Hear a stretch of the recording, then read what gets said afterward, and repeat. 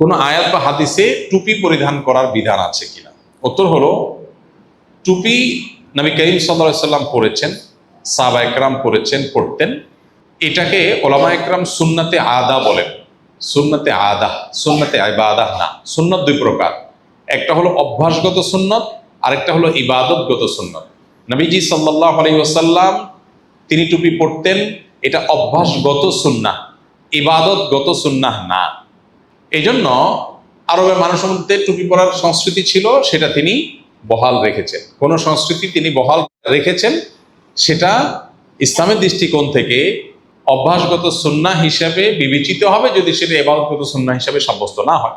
যেমন নবী করিম সাল্লাল্লাহু আলাইহি সাল্লাম লাউ খেতে পছন্দ করতেন, এটা তার অভ্যাসগত সুন্নাহ, ইবাদতগত সুন্নাহ না। অভ্যাসগত সুন্নাহ যদি কেউ পালন করে, নবীজির মহব্বতে সে সওয়াব পাবে।